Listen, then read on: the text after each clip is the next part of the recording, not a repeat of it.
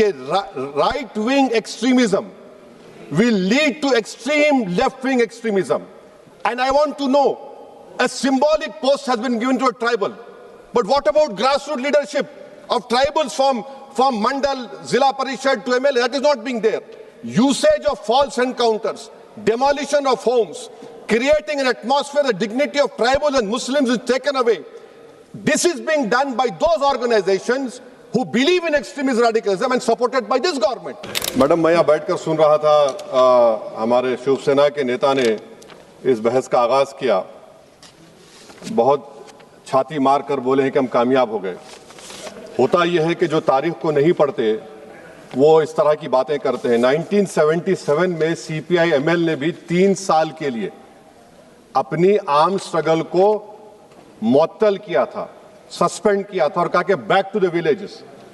और वापस जब आए उन्होंने कहा कि भारत में फ्यूडलिज्म है, न्यू कॉलोनियलिज्म है, और उन्होंने हथियार उठा लिया। जितने भी लेफ्ट विंग एक्सट्रीमिज्म के लोग आज हथियार डाल रहे हैं वो अपनी आइडियोलॉजी को रिजेक्ट नहीं कर रहे हैं।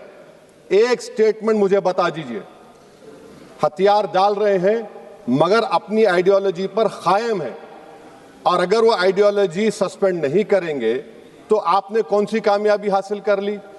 1970 में चारू मजुमदार ने कहा था कि 70s will be a decade, उसके 7 साल के बाद वो जेल में मर गए। फिर 2004 में पीपुल्स वॉल ग्रुप एमसीसी मिला दिया गया, सीपीआई माओइस्ट बन गया, और उन्हें कहा कि 2050 तक हम न्यू डेमोक्रेसी रिवॉल्यूशन लाएंगे। बताने का मकसद यह है मैडम कि आइडियोलॉजी पे आज भी वो लोग कायम हैं। मैं 55 दिन हैदराबाद की उस वक्त की मुशीराबाद जेल में था, किसी का मेहमान था, एक कमरे में मुझे रखा गया। मैं 20 दिन पटेल सुधाकर रेड्डी से बात करता था, और पटेल सुधाकर रेड्डी कौन है? जो नक्सलाइट्स को जानते हैं। 98 में वो मुझसे पूछता था कि गैट के बारे में तुम्हारी राय क्या है। हम अम्बुड्समार्ट बोलते हैं। अम्बुड्समार्ट का मतलब क्या है हिंदी में? इनकॉम्प्रिहेंसिबल प्लेटो। अम्बुड्समार्ट एक गोंड के लिए मार्ट का मतलब साल और पेड़ है। 10,000 स्क्वायर किलोमीटर का एरिया है। नक्सलाइट खत्म हो गए, लेफ्ट विंग एक्सट्रीम खत्म हो गया। अब क्या हो गया कि ना माओइस्ट है ना गवर्नेंस है, कोई नहीं है वहां पर। क्या होगा बताइए आप मैडम। और एक चीज मैं आपको बताना चाह रहा हूं कि ये 70% मिलिट्री विक्ट्री है, और जो चीजें जो उनको ड्राइव करती थी, और ये सरकार समझ नहीं रही है, इस देश में सबसे बड़ा पॉपुलेशन नौजवानों का है। बांग्लादेश और नेपाल पुकार कर कह रहा है कि इनकलाब गवर्नमेंट को बदलने के लिए नहीं लाया गया था, बल्कि गवर्नेंस को इंप्रूव करने के लिए लाया गया था। अगर गवर्नेंस इंप्रूव नहीं होगा तो खुदा ना खास्ता जो हम चीज नहीं चाहते वो ना दोहराया जाए। और एक एक्रोनिम है madam, IFTTT, if this then what. Civil administration कहां है हमारा? Relief rehabilitation. मुझे अफसोस है कि तेलंगाना की बात ही नहीं की तेलंगाना के एमपीज।